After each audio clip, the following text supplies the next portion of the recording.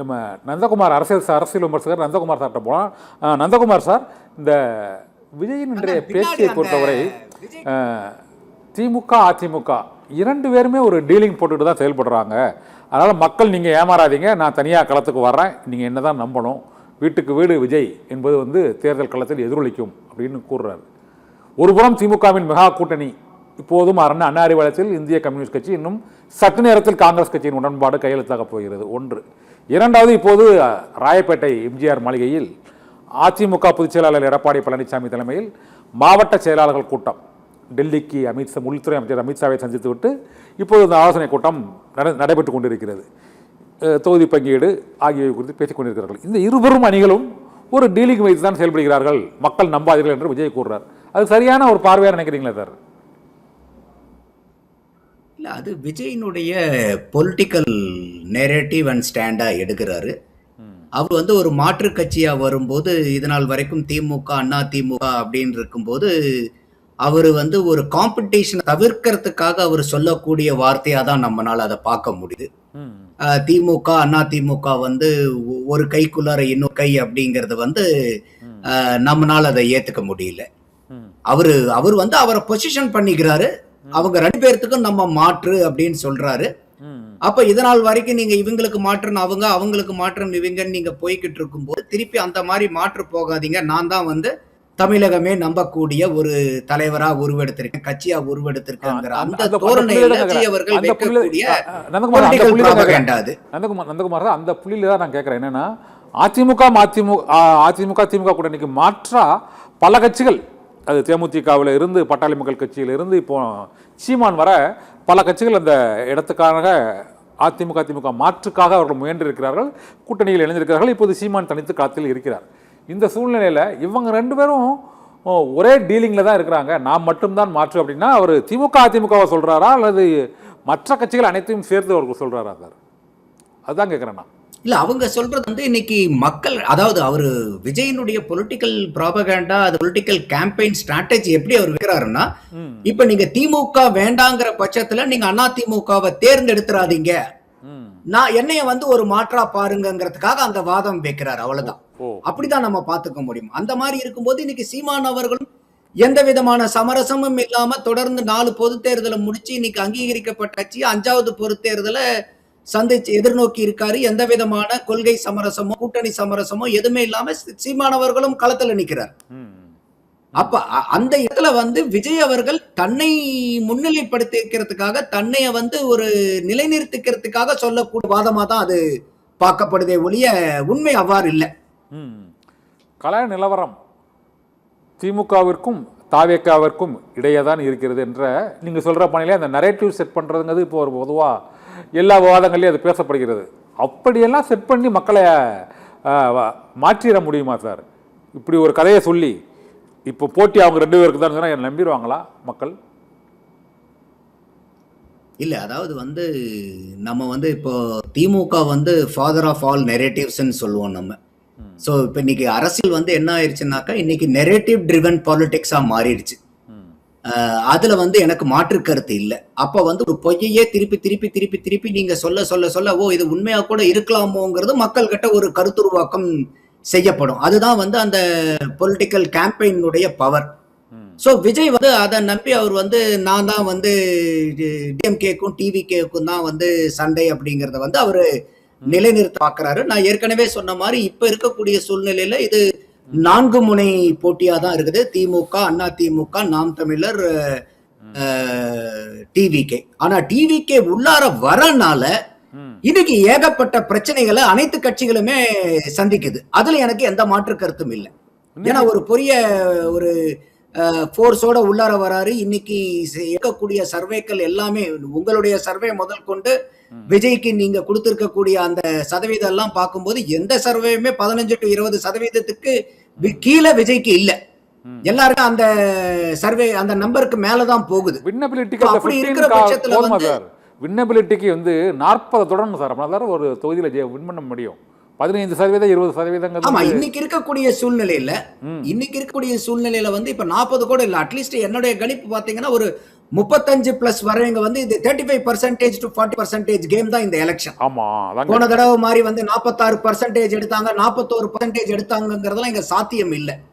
ஏன்னா விஜய் அவர்களுக்கு வந்து இன்னைக்கு ஒரு தேதியிலேயே வந்து பாத்தீங்கன்னாக்கா ஒரு சற்றேறக்குறைய 20% வாக்கு இருக்குது. அப்ப அந்த இருக்கு. சீமான் அவர்களும் வந்து ஏற்கனவே ஒரு 8.2% வாக்குல இருக்காரு.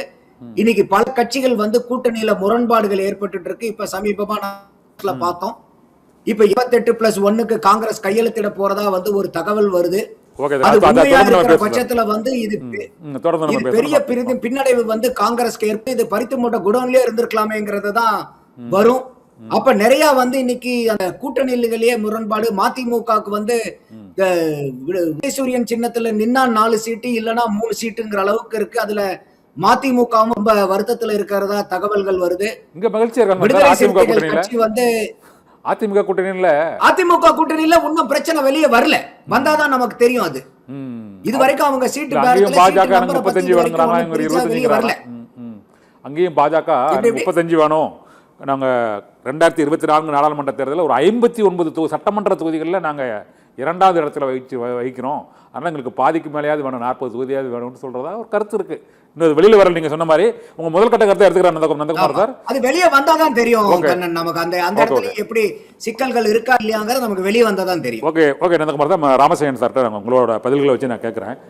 அவர் முதல்ல என்ன சொல்றாப்புலன்னா, நந்தகுமார் சார் இந்த விஜயோட மீட்டிங் வந்து அவர் வந்து அதிமுகவுக்கு மாற்று நான் தான், அது திமுகவுக்கு நேரடி போட்டி நான் தான் என்ற ஒரு கருத்துருவாக்கத்தை மக்கள் மத்தியில் அவர் ஏற்படுத்துவதற்காக அந்த பிரச்சாரத்தை மேற்கொள்கிறார் என்று கூறுகிறார். அப்படி இது போன்ற கருத்துருவாக்கங்கள் களத்தில் மக்கள் மத்தியில் உடனடியாக உள்வாங்கப்பட்டு தேர்தல் களத்தில் இது எதிரொலிக்கணும் நீங்க பாக்குறீங்களா? நிச்சயமாக விஜய் வந்து திமுகவுக்கோ அதிமுகவுக்கோ ஒரு மாற்று சக்தி அல்ல. இது ஒரு மாயை. தேர்தலே வரல. வீட்டுக்கு வீடு விஜய்னு சொல்றீங்க. முதல்ல விஜய் வீட்டுல என்ன நடக்குதுன்னு யோசிச்சு பாருங்க. தனிப்பட்ட வாழ்க்கையை யாரும் பேசுறது இல்ல. ஆனால் பெண்களுக்கு நான் பாதுகாப்பு கொடுப்பேன், திமுக ஆட்சியில பெண்களுக்கு பாதுகாப்பு இல்லைன்னு சொல்லக்கூடியவர் தன் வீட்டில் உள்ள பெண்களை மதித்தாரா? நான் சொல்றது ஒரு ஊருக்கு உபதேசம் பண்றதுக்கு முன்னாடி முதுக பாரு. முதுகுல 1000 அழுக்கு இருக்கு. ஊருக்கு நீ உபதேசம் பண்ற. அதாவது தலைவர்கள் தான் விஜயை பொறுத்தவரை ஒரே விஷயம் தெரியுங்க. ஒரு மனிதராக இருக்கக்கூடியவர் தாய் தந்தைக்கு உண்மையாக இருப்பார்கள், அல்லது மனைவிக்கு உண்மையாக இருப்பார்கள், அல்லது குழந்தைகளுக்காவது உண்மையாக இருப்பார்கள். விஜய் தான் பெற்றெடுத்த தாய் தந்தைக்கும் உண்மையாக இல்லை, வாக்கப்பட்ட மனைவிக்கும் உண்மையாக இல்லை, பெற்றெடுத்த குழந்தைக்கும் உண்மையாக இல்லை. தனிப்பட்ட விவாதம் இல்ல.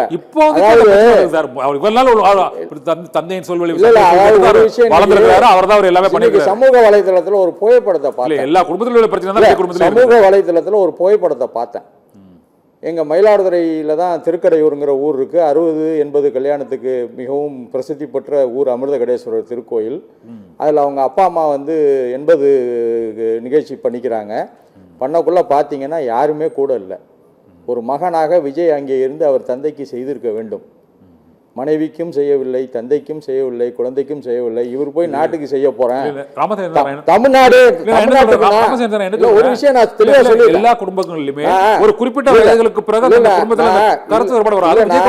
வந்து தனிப்பட்ட வாழ்க்கையை நான் வந்து குற்றம் சொல்லல. ஆனால் எல்லா குடும்பத்திலும் ஒரு விஷயத்தை தமிழக மக்களும் மீடியாக்களும் தெரிந்து கொள்ள வேண்டும். அதாவது தமிழகம்தான் தமிழக வெற்றி கழகம், தமிழக வெற்றி கழகம் தான் தமிழகம் என்று சொல்லுவர். முதல்ல தான் வீட்டுல ஒழுங்கா இருந்துட்டு ஊருக்கு. ரெண்டாவது ஓம் சக்தி பராசக்தி திமுக தீய சக்திங்கிறாரு. அதுதான் இன்னைக்கு மலைத்தளத்துல போடுறாங்க. ஓம் சக்தி பராசக்தி விஜய் காமசக்தின்னு போடுறாங்க. அதுக்கு நான் விளக்கம் கொடுக்க விரும்பல. அதனால நீங்க உங்களுடைய கருத்துலேருந்து நம்ம அரசியல் விமர்சகர் இப்போ பேசினார்ல அன்பு சகோதரர், அவருடைய கருத்துலேருந்து நான் வேறுபடுறேன். விஜய்க்கு 15% இருப்பதாகவும் 20% இருக்கதா சொல்றீங்க. எல்லா கருத்துக்குமே சொல்றாங்க. இல்ல, கருத்து கணிப்பு என்பது விஜய் ஏதாவது ஒரு தேர்தலில் போட்டியிட்டு வாக்குகளை பெற்ற பிறகுதான் அவருக்குள்ள கருத்து கணிப்புகளை நீங்கள் கணிக்க முடியும். எந்த தேர்தலையும் நிற்காத, எந்த தேர்தலையும் ஒரு உள்ளாட்சி தேர்தலிலோ சென்ற பாராளுமன்ற தேர்தலிலோ கூட எதிர்கொள்ளாத விஜய் இப்போது சட்டமன்ற தேர்தலில் இவ்வளவு வாக்குகள் பெறுவார் என்று கருத்து கணிப்புகள் எடுத்ததாக சொன்னால் நிச்சயமாக அது சரியான கருத்து கணிப்புகளாக இருக்காது. 15% 20%க்கெல்லாம் வாய்ப்பில்லை. அதே நேரத்தில் நாம் தமிழர் கட்சிக்கு 8% சொன்னீங்க, அது tested votes. Already has proved. சீமானை பொறுத்தவரையும் அவர் நிரூபித்திருக்கிறார். சீமானுக்கு விஜய்க்கும் என்ன வித்தியாசம்னா, ரெண்டு பேரையும் ஒப்பிட்டு பேசுனீங்க.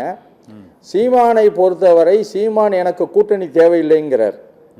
கூட்டணி நான் யாரோடையும் கூட்டணி வைக்க விரும்பவில்லைங்கிறாரு. அவரை அதிமுக உட்பட கட்சிகள் அழைத்த போதும் நான் கூட்டணி வைத்துக் கொள்ள விரும்பவில்லை, நான் கூட்டணி சேர விரும்பவில்லைன்னு சொல்லிட்டார். விஜய் அப்படி இல்லை. விக்கிரவாண்டி மாநாட்டிலே ஆட்சியில் பங்கு அதிகாரத்தில் பங்குன்னு இன்னைக்கு மற்ற கட்சியெல்லாம் கேட்கறதுக்கு முதல்ல அவரு ஆரம்பிச்சாரு. ஆனால் கடை விரித்தார் கொள்வார் யாரும் இல்லைங்கிற மாதிரி இன்றைக்கு ஒரு லெட்டர் பேடு கட்சி கூட அவரோட சேரல. இன்றைய தகவல் என்னன்னா, அவரோடு கூட்டணி அமைப்பதாக சொன்ன தமிழ்நாடு முஸ்லீம் லீக் கூட தேர்தலில் போட்டியிட போவதில்லைன்னு அறிவித்து விட்டார். அதனால இன்னைக்கு கூட்டணிக்கு அழைத்து யாரும் வராத விஜய் வந்து நான் தனித்து பெரிய சக்திங்கிறா. நீ தனித்து பெரிய சக்தியாக இருந்தால் ஏன் கூட்டணிக்கு அழைக்க வேண்டும் சொல்லுங்க? ஆட்சியில் பங்கு அதிகாரத்தில் பங்குன்னு சொல்லிட்டு யாரும் வரலன்னோடனே நான் பெரிய சக்தி வந்ததுன்னா தமிழ்நாடு மக்கள் என்றைக்கும் தெளிவானவர்கள். என்றைக்கும் அவர்கள் தொங்கு சட்டப்பேரவை முன்பு நீங்க சொல்றது கரெக்ட். விஜய் வந்ததுக்கு விஜய் வர இன்னைக்கும் சொல்றேன் சார், தேர்தல் முடிஞ்சும் நீங்க என்ன அழைப்பீங்க, நம்ம கலந்துக்க தான் போறோம், விவாதிக்க தான் போறோம். விஜய் அவர் சட்டமன்ற தேர்தலில் அவர் ஒண்டி ஜெயிக்கிறதே கஷ்டம். அவர் என்ன தொங்கு சட்டசபையை உருவாக்க போறாரு? ஒரு மாற்றத்தையும் விஜய் உண்டு செய்ய போவதில்லை. ஓகே, நந்தகுமார் கேட்கும் சார். நீங்க நந்தகுமார் சார், விஜய்க்கு இந்த தேர்தலை பொறுத்தவரை கடைசி வடையும் போச்சு அப்படின்னு இப்போ காங்கிரஸும் திமுகவுக்கு போயிட்டு இப்போ யார் தான் சேர போறா விஜய் கூட? தனித்து நின்று அவரால் ஒரு திமுக கூட்டணி, அதிமுக என்ற மிகப்பெரிய கட்சியின் கூட்டணி, மத்தியில் பாஜகவுடன் இணைந்து இருக்கக்கூடிய அந்த பெரும் கூட்டணி, இந்த இரண்டு கூட்டணிகளையும் எதிர்த்து அவர் பெரிய அளவில் வாக்குகளை பெறுவாரா? எந்த கட்சியுமே அவர் வராமல் இருக்க என்னதான் காரணம்? கடை விரித்தும் கொள்வார் இல்லைங்கிறாரு ராமசையோன். ஏன் ஒருத்தர் போகல? இல்லை, இப்போ விஜய் அவர்கள் கட்சி ஆரம்பிக்கிறது வந்து மற்ற கட்சி கூட்டணி வருவாங்கங்கிறதெல்லாம் நம்பியெல்லாம் கட்சி யாரும் ஆரம்பிக்க மாட்டாங்க. அவர் முதல் மாநாட்டிலேயே விக்கிரவாண்டியில சொல்றாரு, நம்மளே தனிச்சு நின்று ஆட்சி அமைப்போம், நம்மளை நம்பி வர்றவங்களுக்கு ஆட்சியிலும் பங்கு அதிகாரத்திலும் பங்கு கொடுக்கலாங்கிறது தான் சொல்றாரு ஒழிய ஒரு கூட்டணி கட்சியை நம்பி அவரு கட்சி ஆரம்பிச்ச மாதிரி எந்த இடத்தையும் தெரியல. இப்ப எல்லாருமே வந்து கூட்டணிக்காக தான். இப்ப இவ்வளவு தூரம் சொல்லும் போது இன்னைக்கு திமுக, இன்னைக்கு இதே வந்து ஐயா கருணாநிதி அவர்கள் இருந்தாருன்னா காங்கிரஸ் இந்த அளவுக்கு முரண்டு பிடிக்கிற அளவுக்கு விட்டுருப்பாரா? இல்ல இன்னைக்கு வரைக்கும் ஏன் வந்து ஐயா ஸ்டாலின் அவர்கள் காங்கிரஸ் வேண்டாம் போன்னு ஏன் சொல்ல முடியல? 2024, 21 காங்கிரஸ் கொடுத்ததை வாங்கிட்டு தான் போனாங்க. விஜய் வந்ததுக்கு அப்புறம் தான் இந்த பிரச்சனையே வந்தது. ஒரு ஆப்ஷன் இருக்கனால கொஞ்சம் முரண்டு பிடிக்கிறாங்க. சக்தி இருக்குதுங்கறத தான் எல்லாரும் பார்க்கறாங்க இல்லையா? அப்ப நீங்க சொல்றத நானும் சொல்றேன். விஜய் வரலனா தேமுதிகவும் இவ்வளவு தூரம் முரண்டு பிடிக்கிறது அதிமுக கூட முதல்ல போயிருக்கும். இப்போ ஒரு ஆப்ஷன் இருக்கிறதுனால ரெண்டு பக்கம் இழுத்து பிடிச்சு பார்த்தாங்க. அப்ப விஜயனுடைய ஒரு சக்திங்கிறது இந்த இடத்துல புலப்படுது இல்லையா? அவரு கூட கூட்டணி போகலனா கூட விஜய பயன்படுத்தி விஜயனுடைய வாக்க பயன்படுத்தி, ஏன்னா விஜய் வந்து இன்னைக்கு சற்றேறக்குறைய ஒரு 20% மேல அந்த வாக்குகள் போகும்போது அவருனால எந்த அளவுக்கு தாக்கத்தை உண்டு பண்ண முடியுங்கிறது தெரியாதனாலதான் திமுக கூட இன்னைக்கு காங்கிரஸ் இவ்வளவு முரண்டு பிடிச்சும் போது காங்கிரஸ் வேண்டான்னு வெளியே அனுப்புறதுக்கு தயாரா இல்ல. ஓபிஎஸ் கூட்டு உட்கார வச்சு ஜெயிக்க வேண்டிய கட்டாயத்துல திமுக இருக்குது.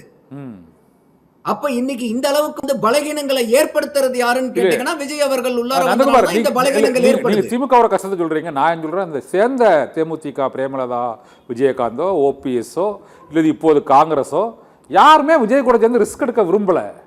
அங்க போனா ரிஸ்க் தான், அது எந்த விதமான பலனும் கிடைக்காது அப்படின்னு அவங்க பல ஆண்டுகளாக அரசியல் களத்தை பார்க்குறாங்க, உளவுத்துறை மூலமாக சர்வே எடுக்கிறாங்க. இதெல்லாம் கணிச்சு தான் அவங்க வந்து திமுகவில் சேர்ந்துருக்கிறாங்கன்னு நாங்கள் நினைக்கிறோம். நீங்கள் என்ன எப்படி நினைக்கிறீங்க? இல்லை இன்னைக்கு ஒரு அரசியல் கட்சின்னு இருக்கும்போது அவங்க கூட்டணி போகிறதுக்கு வந்து வெறும் சீட்டு மட்டும் இல்லை, பல நிர்பந்தங்கள் இருக்குது. அது நம்ம வெளிப்படையாக சொல்லணுங்கிற அவசியம் இல்லை. பார்க்குற நேர் முதல் கொண்டு உங்களுக்குமே எல்லாமே புலப்படும். அதோட இன்னைக்கு ஓபிஎஸ் மாதிரி நபர்கள் வந்து இன்னைக்கு விஜய் கூட போகிறாங்கன்னு வச்சுக்கோங்களேன். அவர் எப்படி வந்து ஊழல் எகென்ஸ்டாக இப்போ பேசுகிறாரு. இப்போ ஓபிஎஸ் பக்கத்தில் வச்சுட்டு பேச முடியுமா? இதே ஐயா ஸ்டாலின் அவர்கள் வந்து ஓபிஎஸ் மேல ஊழல் குற்றச்சாட்டை வந்து இப்போ எதிர்கட்சி தலைவராக இருக்கும்போது கவர்னர்கிட்ட கொடுத்தாரா இல்லையா? அப்ப இதை வந்து எப்படி பண்ண முடியும்? இதுக்கு அம்மையார் பிரேமலதா அவர்கள் வந்து எப்பயுமே வந்து கடைசி வரைக்கும் அவங்க பேரம் பேசுறவங்க தானே. சீட்டு பேரத்தை வந்து எப்பயுமே போன தேர்தலே பார்த்தோம். ஐயா துரைமுருகன் அவர்கள் அப்பட்டமா பத்திரிகையாளரையே கூப்பிட்டு சொல்லி அசிங்கப்படுத்தினார். நான் என்ன சொல்றேன் ரெண்டு முதல்ல பக்கமும் இவங்க நான் என்ன சொல்றேன் ஒரு அப்போ இல்ல எதுக்காகன்னா விஜய் வந்து இந்த இடத்துல வரவங்களை போட்டு கூப்பிட்டுக்கலாங்கிற அளவுக்கு இல்ல. அப்ப அவரும் வந்து ஒரு ப்ரோஸ் அண்ட் கான்ஸை அனலைஸ் பண்றாரு. யாரு வந்து தங்களோட வந்தா அவங்களுக்கு வந்து கூட்டணி பலம் கொடுக்கும், இல்ல வந்து அவங்களுக்கு பலகீனமாக. ஏன்னா நீங்க வந்து எதை செய்யலாங்கிறது ஒரு ஸ்ட்ராட்டஜியோ, எதை நீங்க செய்யக்கூடாதுங்கிறதும் ஒரு ஸ்ட்ராட்டஜி. அப்போ விஜய் அவர்கள் வந்து இந்த இடத்துல தெளிவா வந்து சில நேரத்துல வந்து சில பேரை வந்து கூட்டணி வச்சுக்கிட்டா மைனஸ் பாயிண்டா கூட வந்துரும். அதனால வந்து தனியா போறது கூட ஒரு சிறப்புன்னு இருக்கலாம். அப்ப அந்த பிளஸ் மைனஸஸ் வந்து தான் எல்லாருமே கூட்டி கழிச்சு பார்ப்பாங்க. ஆனா இப்ப இந்த வாய்ப்பிருந்தும் தேமுதிகவுக்கு வாய்ப்பிருந்தும் அவர்கள் செல்லவில்லை. ஓபிஎஸ்க்கு பல முறை வாய்ப்பு இருந்தும் அவர் தாவேக்காவாக முடிவு செய்யவில்லை. காங்கிரஸுக்கு நேற்று முன்தினம் வரை இந்த வாய்ப்புகள் இருந்தது. அப்போதும் அவர்கள் வந்து தாவேக்காவுடன் பேச்சுவார்த்தையும் நாங்கள் நடத்துகிறோம், அழைப்பு இருக்கிறது என்று கிரீஷ் சோடங்கர் கூறினார். இருந்தும் அந்த கட்சியின் தலைமை, தேசிய தலைமை மற்றும் உள்ளூர் இங்கு உள்ள சட்டமன்ற நாடாளுமன்ற உறுப்பினர்கள் பெரும்பாலானோர் தாவேக்காவுடன் போவதற்கு விரும்பவில்லை. ஒரு சிலர் மட்டுமே தேர்தலில் போட்டியிட வாய்ப்பு கிடைக்காதவர்கள், இல்லாதவர்கள் மற்றும் இரண்டாம் கட்ட தலைவர்கள் தான் அந்த வாய்ப்பை சொன்னாங்க. அதனால அவங்க தாவேக்காவை கூட போகிறது ஒரு ரிஸ்க்கு. அங்கே போனால் பெரிய நமக்கு வந்து அந்த பலன் கிடைக்குமா என்பது அவர் சந்தேகம் அவர்களுக்கு இருக்குது. அதனால அதைத்தான் நான் சொல்கிறேன். அப்படி அந்த சந்தேகம் உறுதியானது காரணம் அது பலவீனமாக இருக்குது அப்படிங்கிறது உண்மையா? அதான் கேட்குறேன். இல்ல அதைத்தான் நான் சொல்ல வரேன். இன்னைக்கு தேமுதிகவை கூட்டணி சேர்த்து இன்னைக்கு ஒரு ராஜ்யசபா சீட்டு கொடுக்குற அளவுக்கு இன்னைக்கு தேமுதிக இருக்கிறாங்களா? அதுக்கு விஜய் தான் காரணம். 2021 அவங்களுடைய வாக்கு சட்டமன்ற தேர்தலில் அவங்களுடைய வாக்கு 0.4 நீங்க சொல்ற 0.43%. 0.43%க்கு ஒரு ராஜ்யசபாவும் இன்னைக்கு 6-7 சட்டசபை சீட்டும் கொடுக்கிற அளவுக்கு தேமுதிக வர்த்தா. இன்னைக்கு விஜய் கூட அந்த அளவுக்கு சீட்டு கொடுக்க மாட்டாரு. இன்னைக்கு திமுக அந்த அளவுக்கு கொடுக்குதுன்னா காரணம் என்ன? இல்ல ஏடிஎம்கே ஏற்கனவே கொடுக்கதா அவங்க எழுதி போட்டு லெட்டர்லாம் கொடுத்திருந்தாங்க ராஜ்யசபா சீட். ஆமா அவங்க போன ஜூன்லயே கொடுத்துட்டாங்க. அவங்க போன ஜூன்லயே கையெழுத்து போட்டு கொடுத்தாச்சு. அப்படிப்பட்ட நபர் வந்து இன்னைக்கு பிரேமலதா வந்து இன்னைக்கு கட்சியில யாருமே நம்புறதுக்கு தயாரா இல்ல. அவங்க கட்சிக்காரங்களே இன்னைக்கு நம்புறது இல்ல. ஏன்னா அவங்களுடைய நம்பகத்தன்மை கம்ப்ளீட்டா டேமேஜ் ஆயிடுச்சு. இன்னைக்கு ஐயா விஜயகாந்த் இருக்கும் போது 2016 ஐயா கருணாநிதி அவர்களே என்ன சொன்னாரு, பழம் நல்லவே பாலில் உழவு போதுன்னு சொல்லும் போது கூட தேன் கலந்த பால்ல மக்கள் நல கூட்டணி போனாரே ஒளிய பழம் நல்லவே தேன் கலந்த பால்ல வந்திருக்காங்க. திமுக கூட போய் பிரேமலதா பழம் நல்லவே தேன் கலந்த பால்ல வந்திருக்காங்க.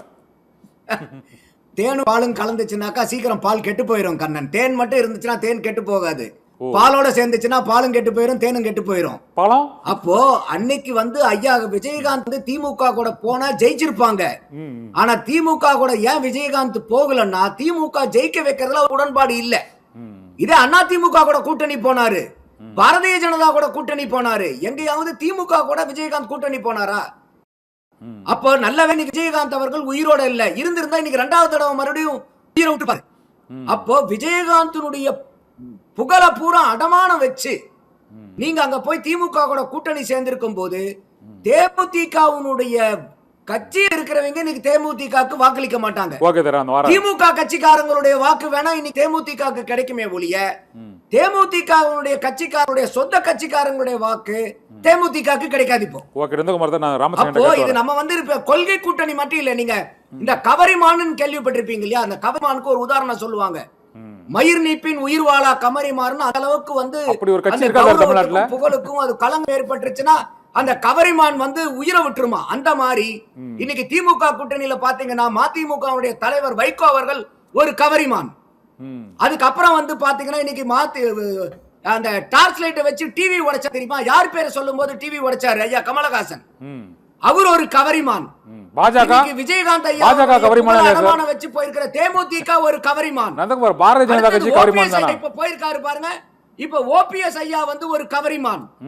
அடுத்து வந்து இன்னைக்கு காங்கிரஸ் வந்து 28+1 போய் அங்க போய் சரணாகதி அடையறாங்கன்னு வச்சுக்கிட்டா அது நடக்க போதா இல்லையான்னு தெரியல. அப்படி நடக்குதுன்னு வச்சுக்கோங்க, அது ஒரு கவரிமான். அப்ப இது வந்து கொள்கை கூட்டணி மட்டும் இல்ல. பாரதிய ஜனதா கட்சி 2024 அந்த கவரிமான் வெளியே போச்சு சார். பாரதிய ஜனதா கவரிமானா, அன்புமணி கவரிமானா, அவங்களா இல்லையா? அது ராமசாமி கேட்கலாம். என்னைக்குமே எங்களுடைய கொள்கை கூட்டணின்னே சொல்லலையா அவங்க? இன்னைக்கு வரைக்கும் அவங்க எங்களுடைய கொள்கை கூட்டணிங்கிற வார்த்தையை பயன்படுத்து. எடப்பாடியும் சொல்றாரு எங்களுக்கு தேர்தல் கூட்டணி தான். பாரதிய ஜனதாவும் சொல்லுது எங்களுடைய தேர்தல் கூட்டணி தான். இந்த கொள்கை கூட்டணின்னு சொல்லி மக்கள் கிட்ட பொய் சொல்றாரு திமுக கூட்டணி. அதனாலதான் கேட்டது, வெறும் கொள்கை கூட்டணி மட்டும் இல்ல, கவரிமான்கள், பல கவரிமான்கள் சேர்ந்த கவரிமான்களுடைய கூட்டம் இதுன்றேன் நான். ஓகே, நாம சேர்ந்தார். இப்போ நம்ம ஒரு இது கொள்கை கூட்டணி இல்லை, இவங்க எல்லாருமே வந்து தேமுதிகவை பொறுத்தவரை விஜயகாந்த் இருக்கும் வரை அவர்கள் வந்து திமுகவோட கூட்டணி, இப்போது புதிதாக கூட்டணி சேர்ந்திருக்கிறார்கள். இது போல மற்ற கட்சிகளும் அவர்கள் வந்து அவரோட ஒரு சந்தர்ப்பம், அவரோட கருத்து உள்ளடக்கம் வந்து ஒரு சந்தர்ப்பவாதத்துல தான் கூட்டணி சேர்ந்திருக்காங்க. சொல்றேன், நந்தகுமாரை பொறுத்தவரை ஒரு விரக்தியில பேசுறாரு. என்ன நடந்தாலும் திமுக கூட்டணி இன்டாக்டா இருக்கு, திமுக காங்கிரஸ் பிரியவில்லை, திமுக மதிமுக பிரியவில்லை, திமுகவில் புதிதாக மக்கள் நீதி மையமும் தேமுதிகவும் சேர்ந்திருக்கு, இந்த கூட்டணியை உடைக்க முடியலையோன்னு எடப்பாடியை விட நந்தகுமார் அதிகமா கவலைப்படுறதா தெரியுது. என்ன காரணம்னா இவ்வளோ கவரிமான பத்தி பேசுறாருல. செப்டம்பர் 2025 ஒரு நிமிஷம் நான் பேசுறேன், நீங்க பேசக்குள்ள நான் தலையிடல. 2025 செப்டம்பர்ல நிருபர்கள் வந்து டிடிவி தினகரனை நோக்கி எடப்பாடி பழனிசாமியோடு கூட்டணி வைப்பீர்களா என்று கேட்டதற்கு நான் தூக்கில் தொங்குவேன், எடப்பாடி பழனிசாமி கூட்டணி வைப்பதை விட நான் தூக்கில் தொங்குவேன். இப்ப வந்து என்ன செஞ்சிருக்காரு, கூட்டணி வச்சுட்டாரா? ஒரு காலத்திலும் பாரதிய ஜனதா கட்சியோட கூட்டணி கிடையாதுன்னு 2024 பாராளுமன்ற தேர்தல் போது எடப்பாடி சொன்னாரு. இப்ப யாரோட கூட்டணி வச்சிருக்காரு?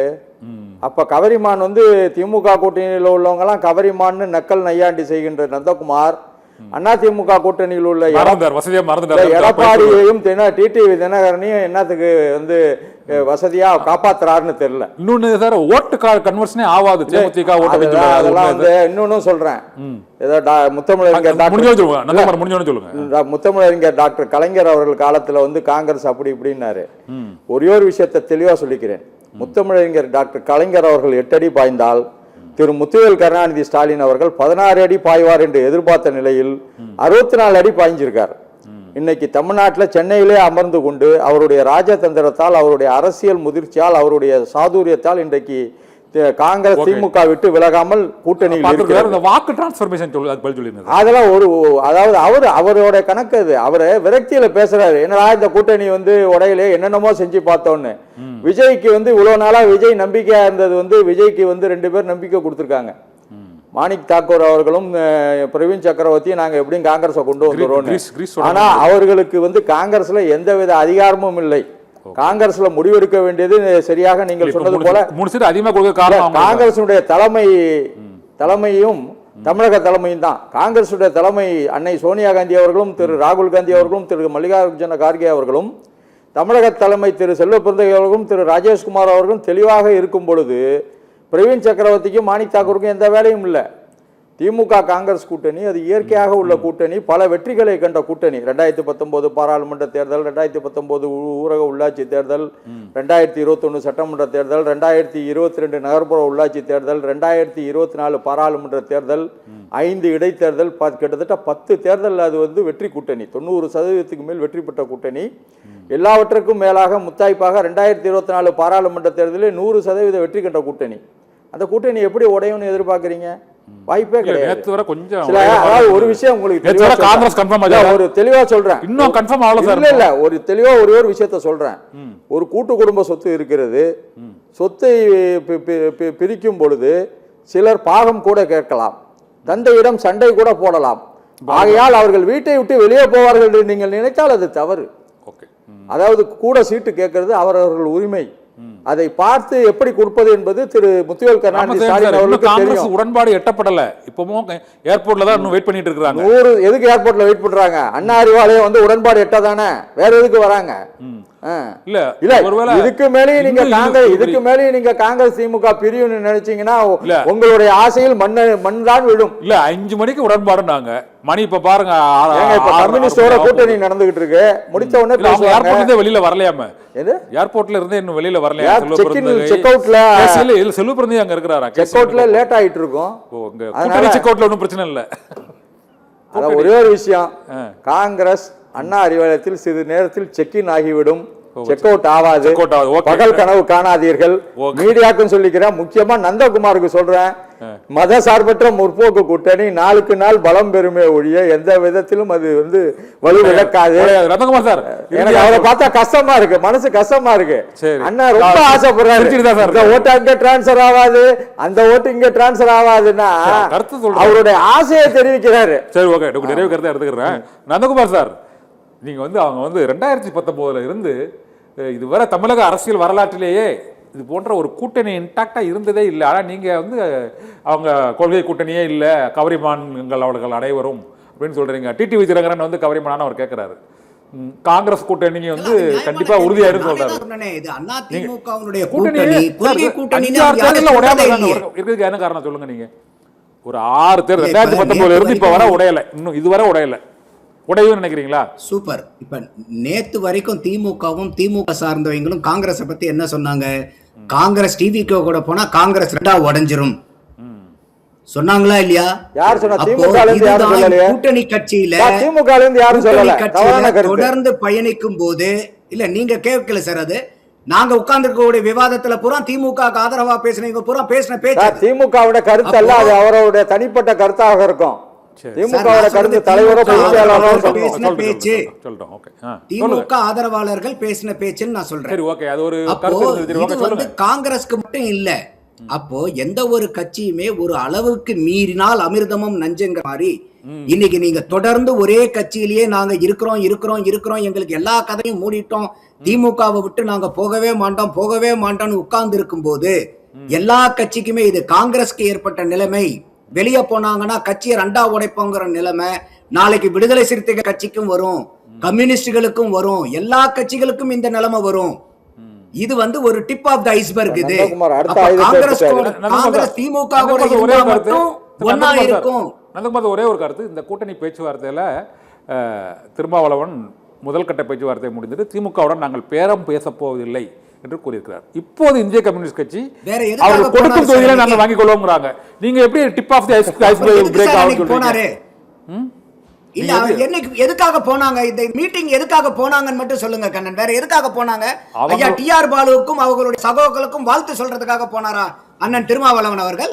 இல்ல, வாழ்த்து சொல்லக்கூடிய மீட்டிங் அது. முதல் இதுல அவங்க போகும்போதே வெளியே வந்து சொன்னது இது, நாங்க பேச போவதில்லை, எங்களுடைய வலிமையை அவர்களிடம் நாம் கேட்போங்கிறாங்க. நீங்க வந்து பிரிஞ்சு உடைஞ்சு போற அளவுக்கு அங்க பெரிய கருத்து வேறுபாடு இருக்கீங்களா? திமுகவும் கூட்டணிகளும் அண்ணன் தம்பி, நீங்க பிரிக்கவே முடியாது. நிறைய சொல்லுங்க நந்தகுமார், சொல்லுங்க. அண்ணனுடைய வலிமை என்னன்னா, அண்ணன் கடலூர்ல பேசினது நீங்க கேட்டிருப்பீங்க. ஐயா ஸ்டாலின் அவர்களை வச்சுட்டே பேசினாரு. உழுகுற 100 ஓட்டுல 25 ஓட்டு நம்மளுடைய ஓட்டு சிந்தாம செதறாம திமுக அண்ணன் திருமாவளவன் பேசினாரா இல்லையா? கடலூர்ல 25% வாக்கு சதவீதம்ன்றார். திமுக விசிகாவுடைய வாக்கு சதவீதம் 25% அவரு. அப்ப எங்களுடைய தகுதிக்கு தகுந்த மாதிரி சீட்டை நீங்க கொடுங்கன்னா என்ன தகுதியின் அடிப்படையில கேக்குறாங்க? அப்ப எவ்வளவு கொடுக்கறத பூரா வாங்கிக்கவன் வந்து வெளியே சொல்லி இருந்திருக்கலாமே, சொல்லலையே அவரு. நாங்க பாண்டிச்சேரியில ஒரு பொது தொகுதி தனி தொகுதியை சேர்ந்து 3 தொகுதியை கேட்டிருக்கிறோம் பாண்டிச்சேரிக்கு சொல்றாரு. தமிழ்நாட்டுக்கு ஏன் அந்த நம்பர் இல்ல? அவங்க வந்து ஏற்கனவே ஐயுஎம்எல்க்கு வந்து 3-2 குறைச்சாங்க, எங்களுக்கு அந்த மாதிரி 6 சீட்டை 4 சீட்டா குறைக்கலான்னு இருக்காங்க. திமுக பார்த்து எதை கொடுத்தாலும் நான் வாங்கிக்குவோன்னு அண்ணன் சொல்லிட்டு போயிருந்திருக்கலாமே. இந்த மீட்டிங்கே வர வேண்டியது இல்லையே அண்ணன், போன்ல ஒரு வாட்ஸ்அப்ல மெசேஜ் போட்டு விடுங்கன்னு சொல்லிட்டு போயிருந்திருக்கலாமே அண்ணன். அப்ப அந்த மீட்டிங் முத தடவையா போய் பார்த்த மீட்டிங் எதுக்கு உண்டான மீட்டிங்? நெகோசியேஷன் மீட்டிங் தானே. சரி, நெகோசியேஷன்ங்கிறதுக்கு அர்த்தம் என்ன? பேச்சுவார்த்தைங்கிறதுக்கு அர்த்தம் என்ன? எதை பத்தி பேச போறாங்க? அடுத்தது வாங்க. தமிழ்நாட்டினுடைய விலைவாசியை பத்தி பேச போறாங்களா?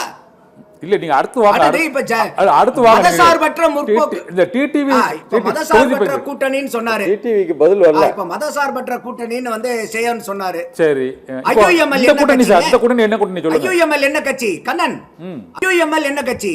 மதசார்பற்ற கூட்டணின்னு சொல்றாங்க இல்லையா? ஐயுஎம்எல் என்ன கட்சி? அனைத்து மக்களுக்கும் அனைத்து மதத்துக்குமான கட்சியா? ஒரே ஒரு செய்தியாளர் சந்திப்பு. மனிதநேய மக்கள் கட்சி யாருக்கு உண்டான கட்சி? அனைத்து மக்களுக்கும் உண்டான கட்சி. மனிதநேய ஜனநாயக கட்சி யார்? அனைத்து சமுதாயத்துக்கும் உண்டான கட்சியா? என்ன சார் மத கட்சிகளை பூரா கூட்டணியில வச்சுட்டு மதசார்பற்ற கூட்டணி? பாரதிய ஜனதா கட்சி என்ன கட்சி சார்? பாரதிய ஜனதா கட்சி என்ன கட்சி? நீங்க சொல்றீங்களா இந்துத்துவ கட்சினே சொல்றீங்களா? அப்புறம் என்ன? இல்ல பாரதிய ஜனதா கட்சி என்ன கட்சி? நாங்க சொல்ல பாஜக பாரதிய ஜனதா கட்சி சொல்றாங்க. நான் அதான் சொல்றேன், அவங்க இந்துத்துவ கட்சின்னு தானே சார் அவங்களே சொல்றாங்க. ஓகே, அப்ப உங்களை மாதிரி எங்கேயாவது மதசார்பற்றங்கிறாங்களா அவங்க? போய் மதசார்பின்மை யாருகிட்டையும் இருக்கக்கூடாது. ஒண்ணு இல்ல, இன்னைக்கு கொல்லப்பட்ட கமேனி அவர்களுக்கு இங்க போராட்டம் நடத்துறீங்க சார். இந்தியால புல்வாமால 41 இந்தியர்கள் செத்து போன அன்னைக்கே நீங்க இங்க போராட்டம் நடத்தி அலுவல திமுக காரங்க கை அழுகுறாங்க சார் ரோட்ல. கமேனி கொன்னது நாங்குநேரியில இன்னைக்கு 3 பஸ்ல வந்து 9 பேர் சரமாரியா போதையில வெட்டி 2 பேர் செத்து போயிருக்காங்க சார். அதுக்காக கண்ணீர் விட்டுருக்கலாம்ல? இந்தியர்கள் எத்தனையோ பேர் படுகொலை செய்யப்பட்டிருக்காங்க, தமிழர்கள் எத்தனையோ பேர் படுகொலை செய்யப்பட்டிருக்காங்க. தொப்புள் கொடி உறவுகள் ஸ்ரீலங்கால வந்து எத்தனை லட்சக்கணக்கான தமிழர்கள் கொல்லப்பட்டாங்க. அன்னைக்கெல்லாம் ரோட்ல வந்து கதறி அழுது இருக்கலாமே சார். இன்னைக்கு ஒரு Khamenei, Ayatollah Ali Khamenei spelling கூட கரெக்டா எழுத முடியாது சார் நம்மளால. முத தடவை அவர் இறந்து போயிட்டாருன்னு இன்னைக்கு நீங்க வந்து போராட்டம் பண்றீங்க. இல்ல, ஒரு நாட்டோட அதிபர் வந்திருக்காரு. இல்ல பிரதமர் சொல்லிருக்காரு சார். இல்ல பிரதமர் கண்ணன் தெரிவிப்பாரா அதுக்கு? ஒரு நாட்டோட அதிபர் போறது தலைப்பை தாண்டி போறாரு. தலைப்பை தாண்டி போற தலைப்புக்குள்ள வாங்க. இறுதியா நந்தகுமார் சார், நந்தகுமார் சார் இறுதியா ஒரு கேள்வி. மதசார்பற்ற கூட்டணின்னு சொன்னனால வந்த பிரச்சனை. Okay okay Nandakumar sir, okay உங்க பாயிண்ட்ஸ் கேட்க. மதத்தை ரெப்ரசன்ட் பண்ற கட்சியை கூட்டணியில வச்சுக்கிட்டு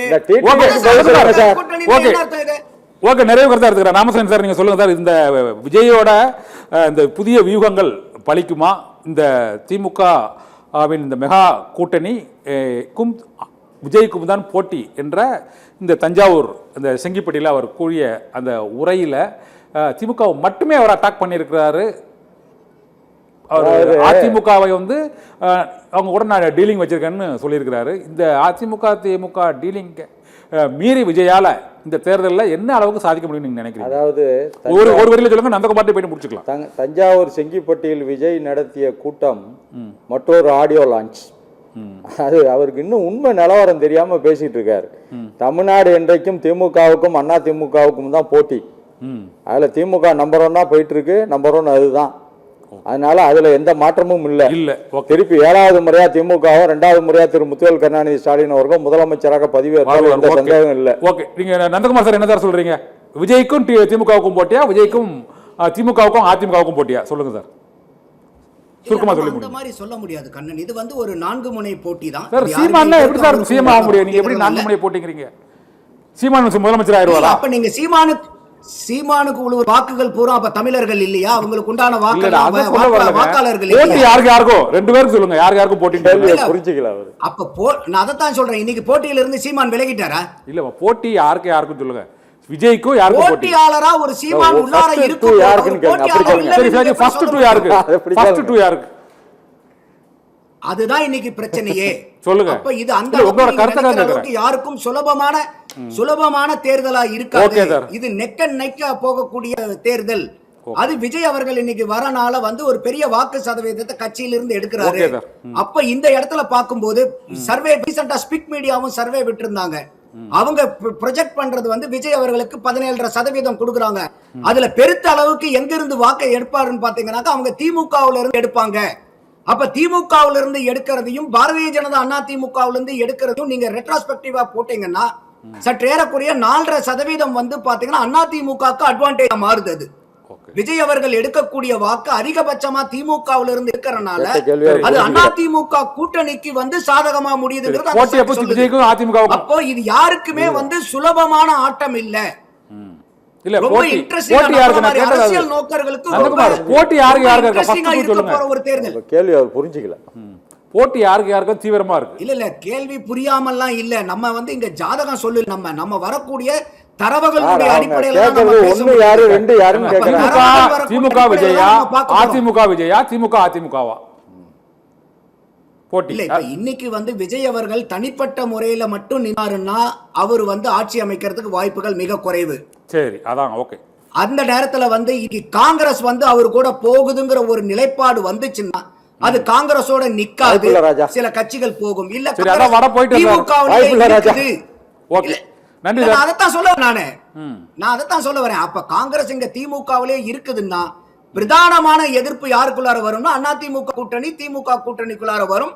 அதுல விஜய் வாங்கக்கூடிய ஓட்டு, பெருவாரியான ஓட்டு திமுக கூட்டணியில இருந்து எடுக்க போறனால அதிமுக கூட்டணிக்கு அட்வான்டேஜா முடியும். ஓகே, நன்றி சார். நந்தகுமார் சார், உங்களுடைய கருத்துக்களுக்கு மிக்க நன்றி. ராமதேவன் சார், மிக்க நன்றி. தேர்தல் சதுரகம் நிகழ்ச்சியில் மற்றொரு ஆளுமையோடு சந்திக்கலாம். மிக்க நன்றி.